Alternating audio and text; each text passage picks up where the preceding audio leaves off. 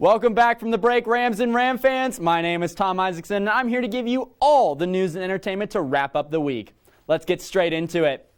And tonight we start with, you guessed it, food news. Old Town is hosting a huge restaurant event. Starting next Friday, 30 restaurants in Old Town will be giving out great deals on everything from homemade hot chocolate all the way to a 4-course seafood meal. The event is meant to highlight the creativity of restaurants in Fort Collins. Participating places are things like Austin's, Jack's Fish House, Ginger and Baker, and much, much more. Check out downtownfortcollins.com for a full roster of the restaurants. Now, last week I had the great privilege of going on a ghost tour, and I like to think that I inspired more people to open up historic destinations for tours. For the first time, tours are being offered at the historic Avery House, offering a Halloween-style event. Operating off of the corner of Meldrum and Mountain, candlelit tours will be opening soon from 6 to 8 at night, taking guests through rooms full of history and spooky artifacts. This sounds like a ton of fun and a great Halloween event to try. All right, Fort Collins is full of some of the most interesting and unique personalities. And this week, I had the great pleasure of talking to a guy who's the expert on all things audio.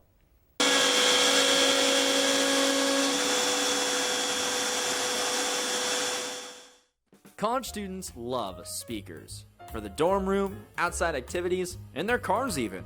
Look, I even have some. Stereo music listening has made quite the comeback alongside vinyl. And in Fort Collins, there's always been one guy to go to for all your speaker needs. Steve Harms. I really liked music as a young kid, and I couldn't afford to buy the speakers I saw in the hi-fi shops. And my uncle had a wood shop, so I started reading books, and at 14, my cousin and I went to his shop and built our first pair of speakers. Fast forward, when I finally actually made it into my business in 1974 here, John, my cousin, called it Harms Labs.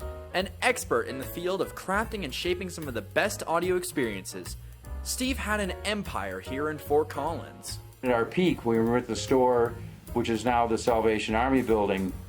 I had nearly 30 employees, and I had 6 bays in my car shop. I had 10 people working in the wood shop building speakers, a staff of sales, 2 crews that went out and installed things in people's homes, and 2 repair techs. However, swept away by the flood of 1997, Steve took a hiatus from his work. But with the resurgence in the home sound system, Harms Labs is back. I've always been excited about what I do. It's sad when you see people that do a job and they're just showing up. So I try to attach to people and figure out what their needs are, and if it is above and beyond, we can do that. That's what custom is. It's not, here's the 3 choices. Because it's less about making a paycheck and more about doing what he loves. I don't care what you do in your life, if you can find something you really enjoy, and I really do enjoy building speakers, putting in fabulous car systems, and solving problems.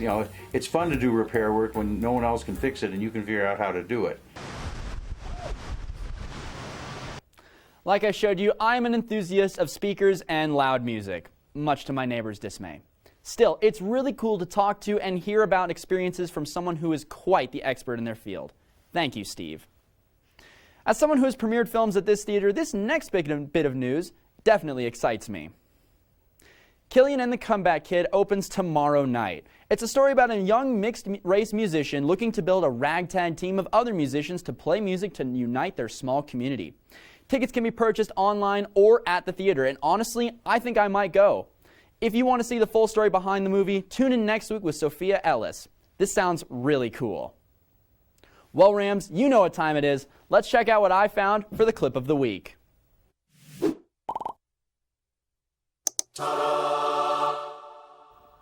Last week I talked about the leaves falling to the ground and something about recycling, but I also mentioned my favorite memories of jumping in leaf piles, and I think I found my new best friend.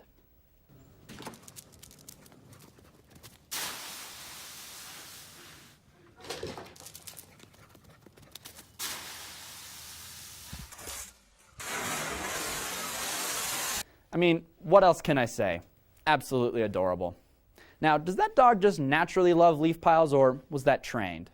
It doesn't matter. Still adorable. And with all of that, Rams, we are out of time. Thank you all very much for tuning in tonight. Don't forget to watch our sports show on Monday. My name is Tom Isaacson. Good night.